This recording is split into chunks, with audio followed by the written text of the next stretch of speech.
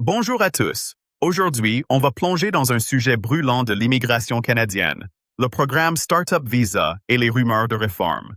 Dernièrement, des rumeurs circulent sur des changements majeurs dans le système d'immigration canadien, surtout sur le Startup Visa, qui a attiré des entrepreneurs du monde entier, mais fait face à des défis comme les retards et l'efficacité.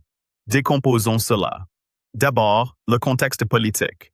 Ottawa veut stimuler l'innovation et soutenir les économies régionales en s'assurant que l'immigration contribue à la croissance du pays. Des programmes comme Express Entry et le Startup Visa sont à l'étude. Alors, qu'est-ce qui pourrait vraiment changer? Regardez ça en détail. Premièrement, l'évolution d'Express Entry.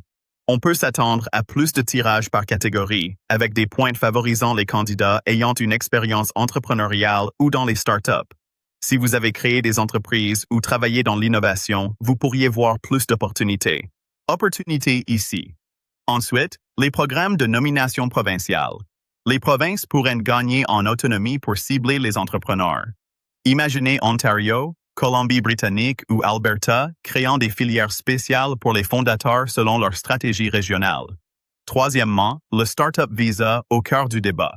C'est le point majeur. Le Startup Visa pourrait être réformé avec des exigences d'investissement plus élevées, une preuve de concept renforcée et un contrôle strict des organisations désignées. L'objectif? Privilégier la qualité plutôt que la quantité, moins de dossiers, mais des startups solides. Maintenant, voyons ce que ça implique pour vous. Critères d'éligibilité qui évoluent. Si les exigences augmentent, les futurs fondateurs devront être mieux préparés, avec des équipes plus solides, des modèles commerciaux clairs et des preuves solides du potentiel marché. Délai de traitement, voici la grande question. Ces réformes accéléreront-elles ou ralentiront-elles les procédures? Certains espèrent qu'ils régleront le retard plus vite en filtrant les dossiers faibles.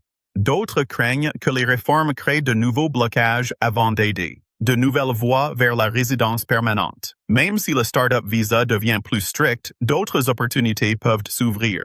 Nouvelles catégories de RP, programmes régionaux, tirages spéciaux sous Express Entry, tout ça peut profiter aux entrepreneurs en secteurs ciblés comme l'IA, la tech propre ou l'innovation santé. Rappelez-vous, les réformes ferment certaines portes, mais en ouvrent d'autres. Alors, que faire si vous êtes dans le système ou que vous pensez postuler? Renforcez votre dossier. Montrez du concret. Traction, investisseurs, vrais clients.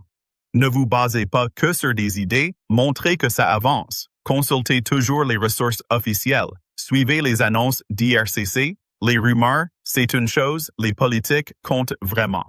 Une aide experte est indispensable. Avec ces réformes, il est facile de faire un faux pas. C'est là que travailler avec un professionnel accrédité devient essentiel. L'avenir de l'immigration canadienne ne signifie pas fermer des portes, mais rendre le système plus performant et efficace. Pour ceux qui savent s'adapter, le Canada offre toujours d'incroyables opportunités. Que vous attendiez une réponse pour votre Startup Visa ou que vous commenciez juste votre parcours canadien, ne soyez pas passif. Restez informés, préparez-vous et surtout, soyez prêts à vous adapter.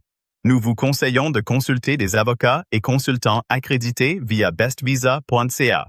Sur bestvisa.ca, trouvez des vrais professionnels, bénéficiez de plusieurs consultations gratuites et choisissez l'expert qui vous accompagnera vers le Canada. bestvisa.ca, votre voie sûre et professionnelle vers l'immigration. Si cette vidéo vous a aidé, likez, partagez et abonnez-vous pour rester à jour sur l'immigration au Canada. Immigration.